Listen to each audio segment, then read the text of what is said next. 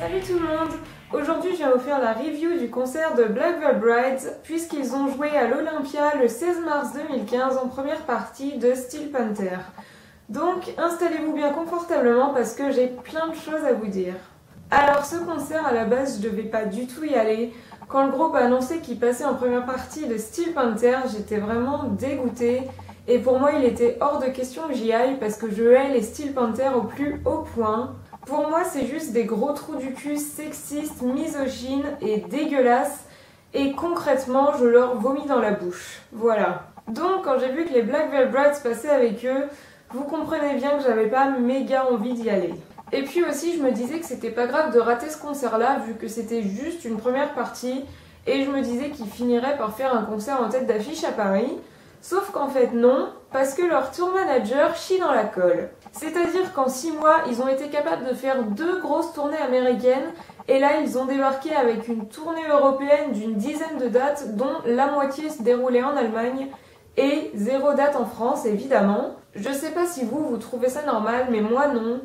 En fait, leur tournée européenne c'est plus un Europe de l'Est tour en gros.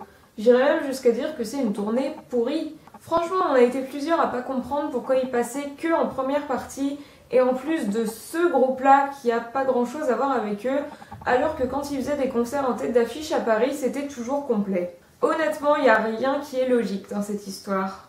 Bref, du coup, vous vous demandez peut-être ce qui m'a fait changer d'avis puisque finalement, j'y suis allée à ce concert. Et bah franchement, c'est un truc tout con. À peu près un mois avant la date du concert, j'ai fait un rêve. Je sais que ça paraît bateau de dire ça, mais c'est vrai. Et dans ce rêve, je voyais les Black Veil Brides en concert. Donc du coup, à cause de ça, je me suis rendu compte qu'il me manquait grave.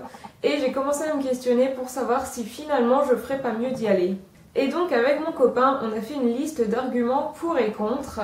On s'est demandé si ça valait vraiment le coup de payer autant pour 8 chansons, parce que les places étaient quand même à 34,50€ et franchement j'ai jamais payé aussi cher pour ce groupe, même en tête d'affiche. J'avais même calculé que 34,50€ la place divisé par 8 chansons, ça faisait un petit peu plus de 4€ par chanson. En même temps on se disait qu'ils passaient pas souvent et qu'on allait sûrement regretter de pas y aller alors qu'ils passaient juste à côté de chez moi. Et on se disait aussi qu'on les avait jamais vus jouer dans une aussi grande salle. Après on se disait qu'il y avait aussi le risque qu'ils annulent au dernier moment, parce qu'ils l'ont déjà fait quand ils étaient censés passer en première partie de Motley Crue, et j'avais eu mes 100€ de tickets de concert dans le fion. Du coup on a réfléchi pendant quelques jours et on a décidé qu'on allait y aller, mais à 2 conditions: qu'on arrive devant la salle assez tard et qu'on parte directement après le set des Black Veil Brides pour pas voir les gros dégueulasses. Donc le jour du concert, on est arrivé devant la salle un peu avant 18h et on a été rejoindre notre amie Caroline. Et franchement j'étais étonnée, mais il y avait quasiment personne dans la file d'attente. Et il y avait quelques hommes en leggings aussi.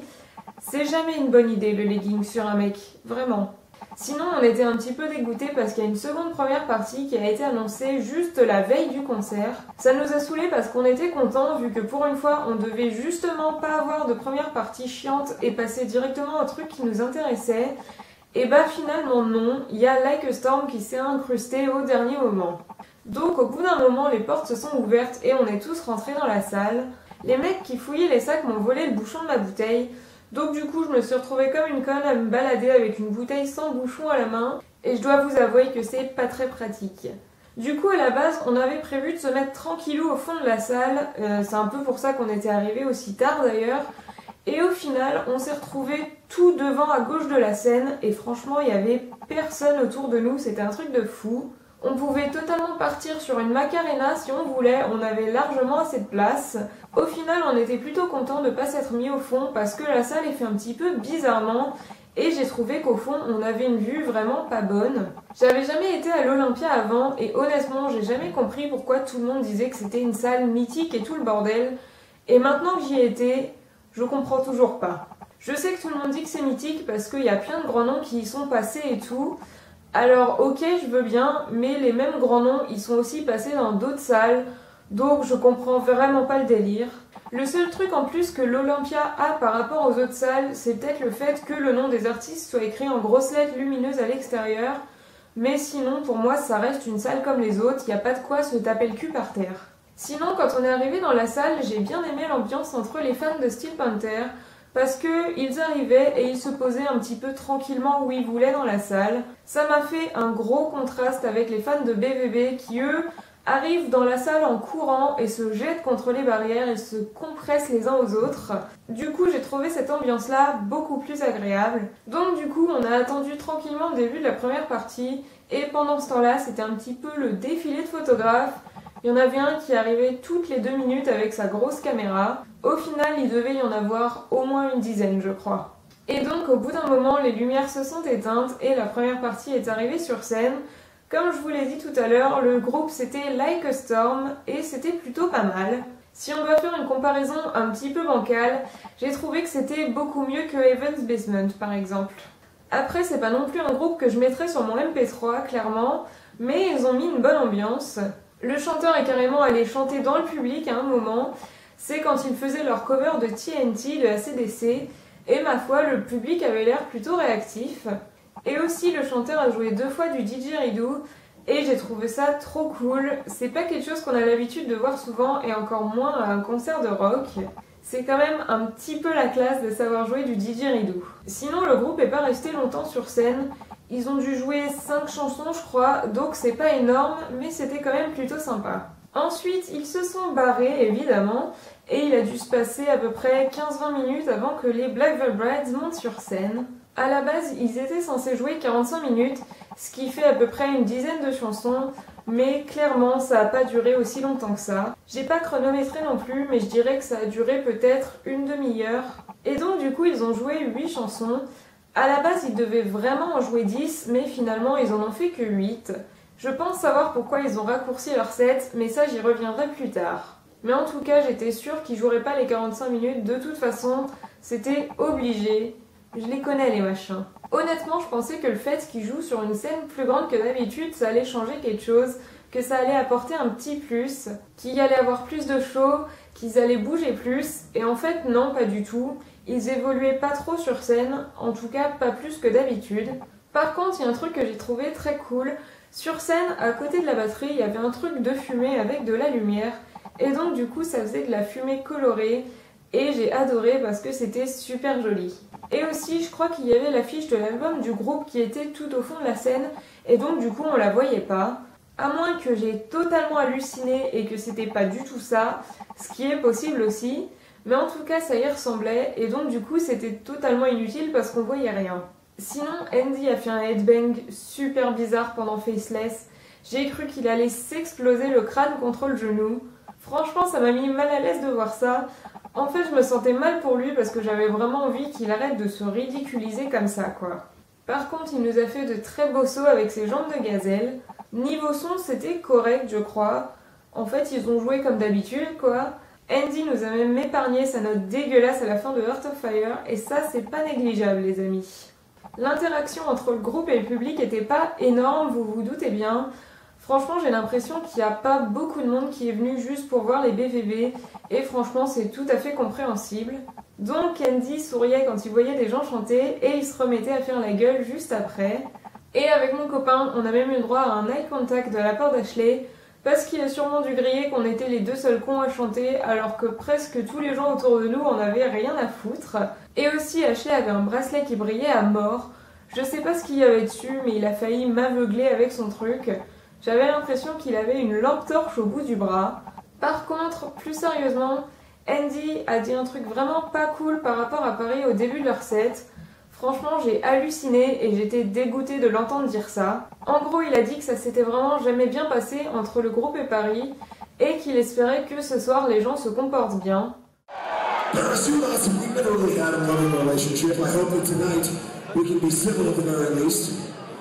I guess not. Alright, so we're gonna play more songs, and I guess fuck off Andy, right? This song is called Whatever the Fuck, I don't give a shit. Et du coup, je l'ai super mal pris. Je suis restée avec les yeux écarquillés et la bouche grande ouverte parce que je m'attendais pas à ce qu'il lâche un truc comme ça. Surtout qu'en plus, il était super agressif dans la façon dont il l'a dit. Franchement, j'ai eu un petit peu envie de le frapper parce que je me suis dit waouh mon gars, avec toutes les thunes que j'ai dépensées pour voir vos gueules, t'as juste pas le droit de dire ça. Tu peux le penser si tu veux, mais tu le dis pas. Juste, tu fermes ta gueule en fait. Donc bref, voilà. Sur le coup, ça m'a carrément refroidi, mais ça je vous en reparlerai après parce qu'il y a plein de trucs à dire dessus. Donc, changeons de sujet. Les chansons se sont enchaînées super vite, ils éteignaient les lumières à peu près 1 seconde entre chaque chanson et ça repartait direct. Et c'est peut-être aussi pour ça que j'ai trouvé que le set était passé super vite du coup, parce qu'il y avait quasiment pas de pause. De toute façon, j'avais un petit peu l'impression qu'ils étaient pressés de finir leur set et de se casser. Et franchement, ça m'a pas vraiment surprise parce que à la base, j'avais l'impression qu'ils avaient pas vraiment envie d'être là. L'indice qui m'a fait penser ça, c'est le fait qu'aucun d'eux a parlé du concert sur Twitter. Vous allez peut-être trouver ça con comme argument, mais normalement, à chaque fois, ils postent un truc pour dire « Ce soir, on joue dans telle ville, on est super content et tout ». Et là, ils l'ont pas fait, et donc pour moi, c'était mauvais signe. Même si je savais que ça allait être très court, c'est passé encore plus vite que ce que j'imaginais.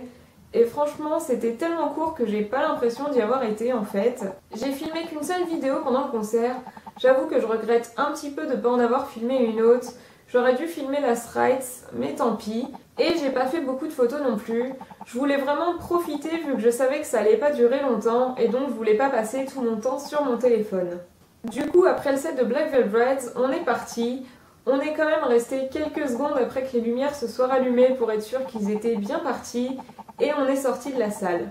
Il y avait tout un tas de gens qui attendaient dans le hall à côté du bar, et je pense qu'ils attendaient que les Black Veil Brides se barrent de scène. Sur le chemin de la sortie, on est passé devant le stand de merch de BVB, et franchement il était minuscule. Il y avait juste 2 t-shirts de la tournée, un avec le groupe en entier dessus, et un avec juste la tête d'Andy et Ashley, et ça j'avoue que j'ai pas compris le délire. Pourquoi juste la tête d'Ashley et Andy ? J'ai envie de vous dire non merci. Enfin bref, tout ça pour dire que leur stand de merch était pas top, et clairement, même celui de Lake Storm était mieux. Donc après, on s'est dirigé vers la sortie. Il y avait une queue de fou parce que tout le monde voulait sortir fumer. Franchement, je savais même pas qu'il y avait des gens qui sortaient fumer entre 2 groupes à un concert. C'est la première fois que je vois ça. Du coup, quand on est sorti, les gens de la sécurité nous ont donné ce petit papier pour qu'on puisse re-rentrer après, mais on n'avait pas l'intention de revenir. Une fois dehors, on a pris une photo de la devanture avec les noms, évidemment. Et après, on s'est tiré, on a pris le train et on est rentré chez moi. Au passage, d'après ce que j'ai vu sur le net, il y a des nanas qui sont venues se mettre à poil sur scène pendant Steel Panther. Et franchement, je suis très heureuse de ne pas avoir été là pour voir ça parce que je pense que ça m'aurait énervé au plus haut point. Rien que d'y penser là, ça m'énerve. Donc voilà. Donc là, on va passer à la partie croustillante sur les dramas et les rumeurs qu'il y a eu à propos de ce concert. Quand je suis rentrée chez moi, les gens sur Twitter ont demandé comment c'était et tout. Et il y a des gens qui étaient là aussi et qui ont commencé à dire que le public avait été odieux avec le groupe et qu'ils les ont insultés et hués et tout le bordel. Et j'étais vachement surprise de lire ça parce que là où j'étais, personnellement, j'ai rien entendu. Mon copain non plus.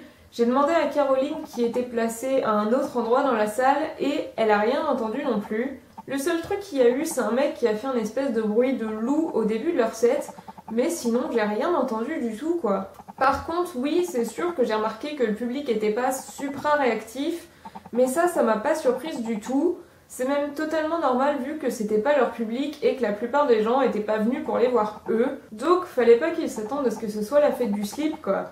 C'est une question de logique.